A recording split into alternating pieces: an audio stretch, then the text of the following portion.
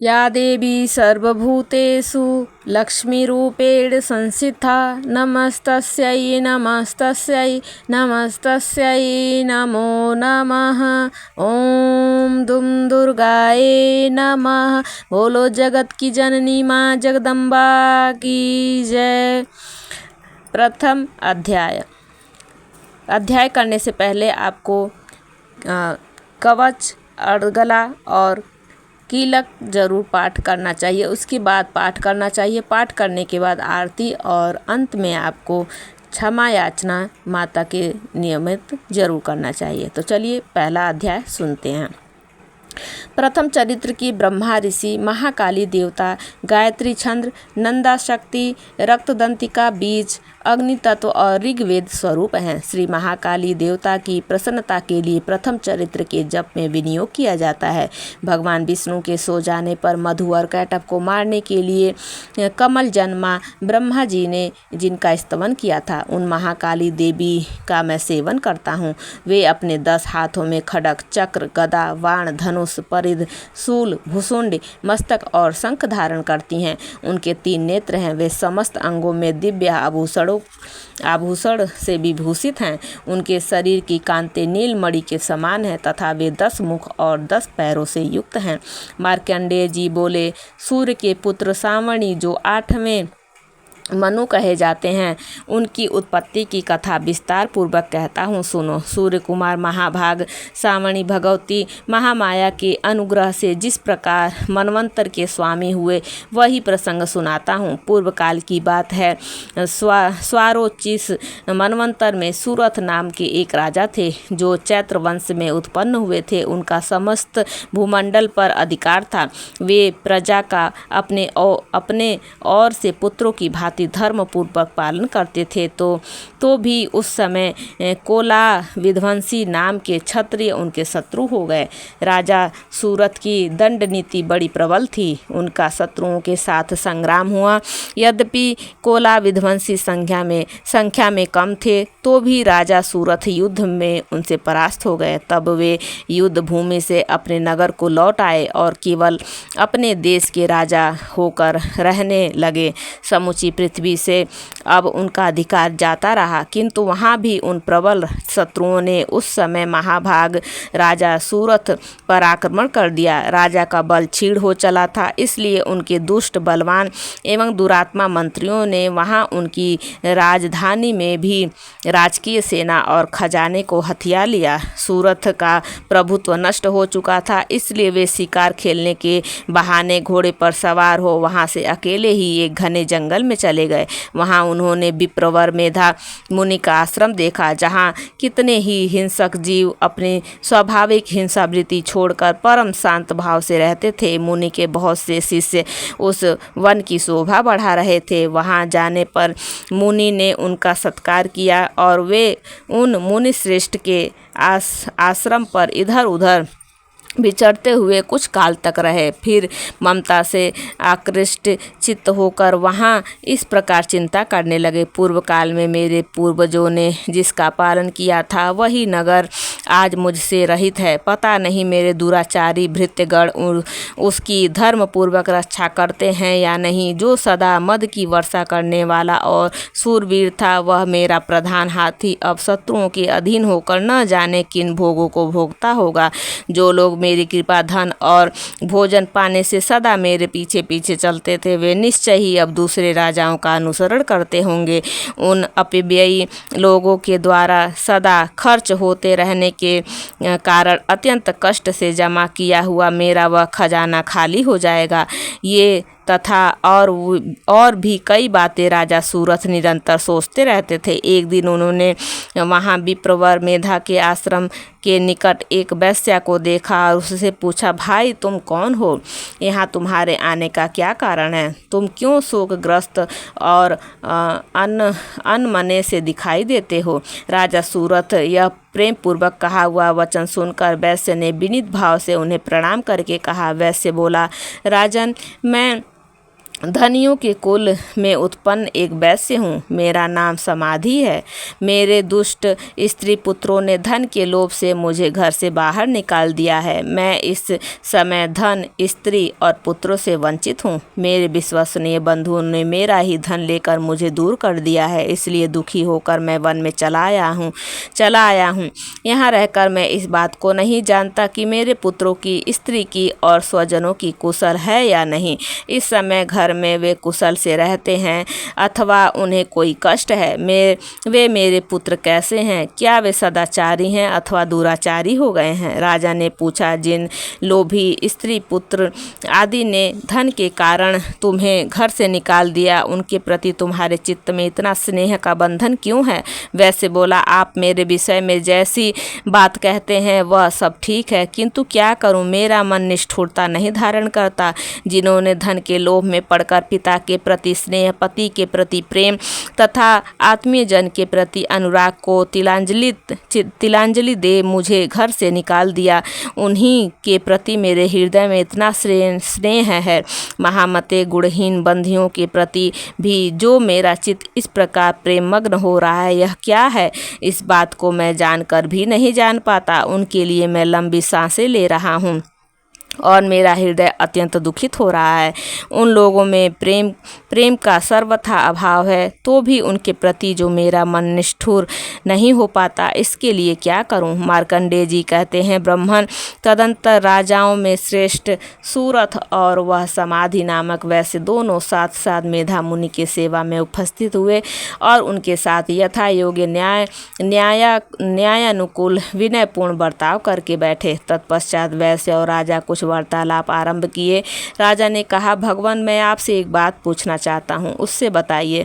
मेरा चित्त अपने अधीन न होने के कारण यह बात मेरे मन को बहुत दुख देती है। जो राज्य मेरे हाथ से चला गया, उसमें और उसके संपूर्ण अंगों में मेरी ममता बनी हुई है। मुनि श्रेष्ठ यह जानते हुए भी कि वह अब मेरा नहीं है, अज्ञानी की भांति मुझे उसके लिए दुख होता है।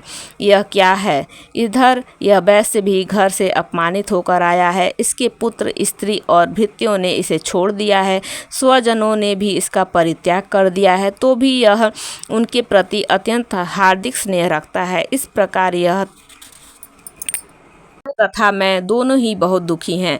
जिसमें प्रत्यक्ष दोष देखा गया है, वह विषय के लिए भी हमारे मन में ममता जनित आकर्षण पैदा हो रहा है। महाभाग, हम दोनों समझदार हैं, तो भी हम में जो मोह पैदा हुआ है, यह क्या है? विवेक शून्य पुरुष की भांति मुझ में और इसमें भी यह मूढ़ता प्रत्यक्ष दिखाई देती है। ऋषि बोले, महाभाग, विषय मार्ग का ज्ञान सब जीवों को है, इसी प्रकार विषय भी सबके लिए अलग अलग है। कुछ प्राणी दिन में नहीं देखते और दूसरे रात में नहीं देखते, तथा कुछ जीव ऐसे हैं जो दिन और रात्रि में भी बराबर ही देखते हैं। यह ठीक है कि मनुष्य समझदार होते हैं, किंतु केवल वे ही ऐसे नहीं होते। पशु, पक्षी और मृग आदि सभी प्राणी समझदार होते हैं।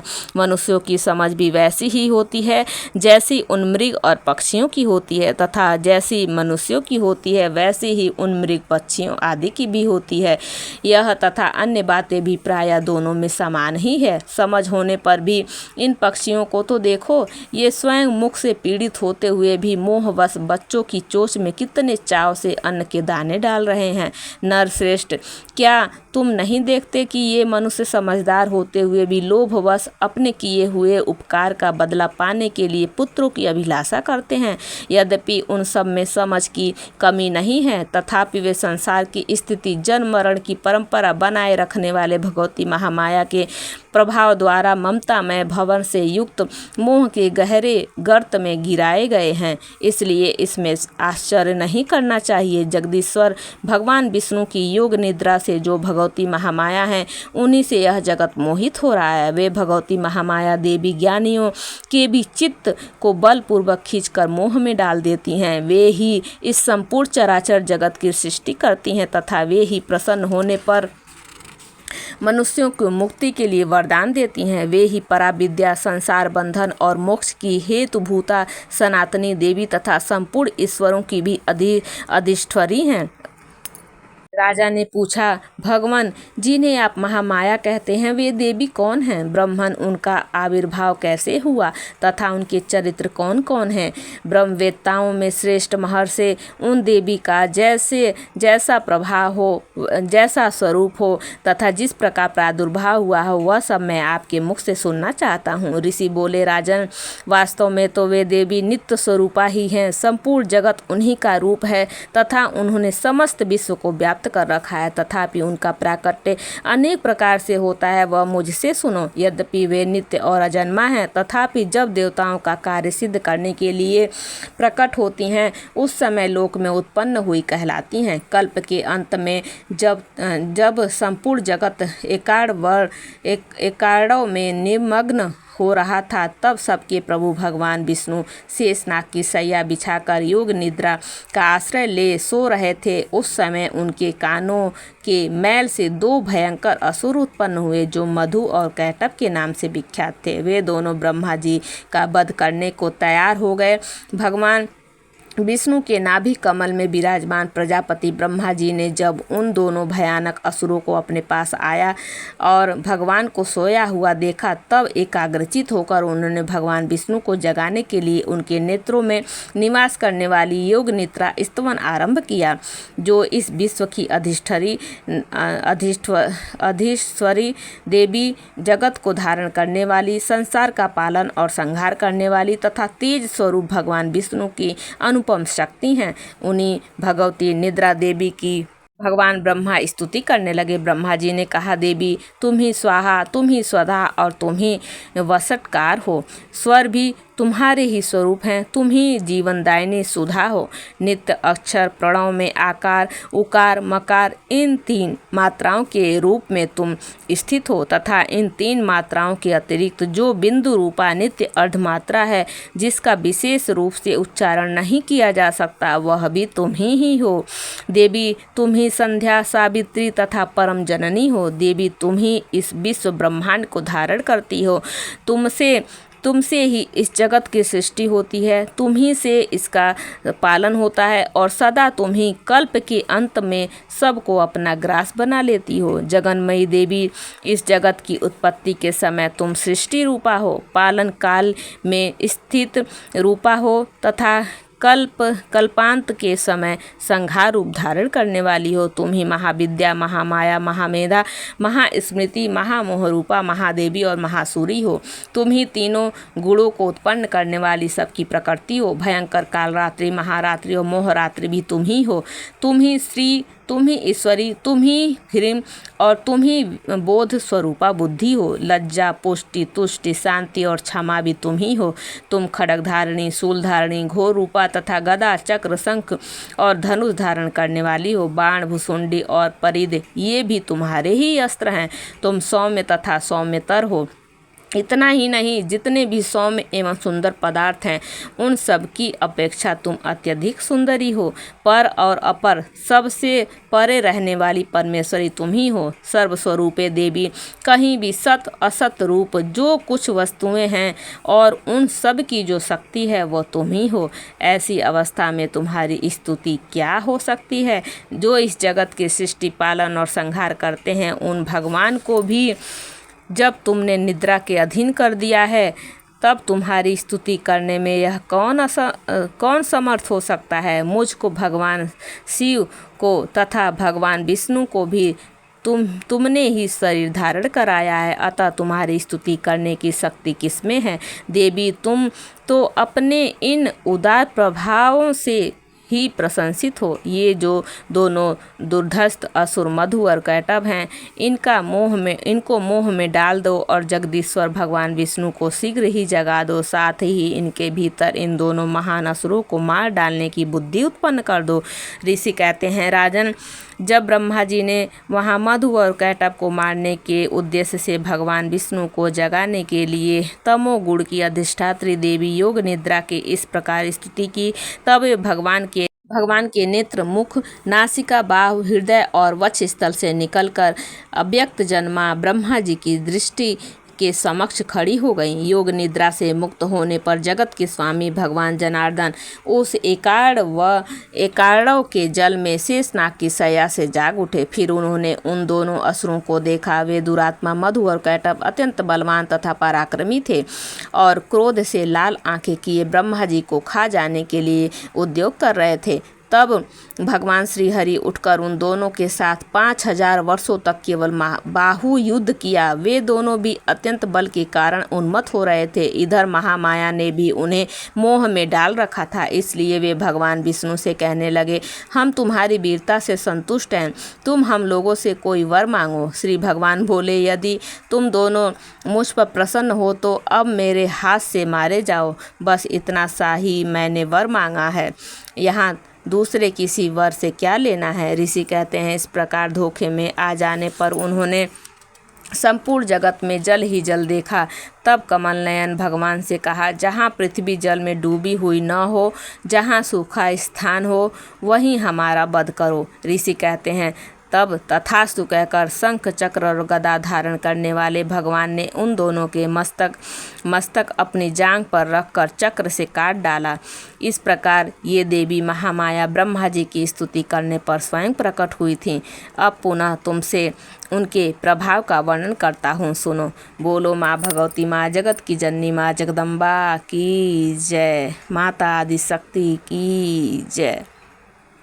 यहीं पर प्रथम अध्याय समाप्त होता है। माता आदिशक्ति माँ भगवती शेरावाली की जय।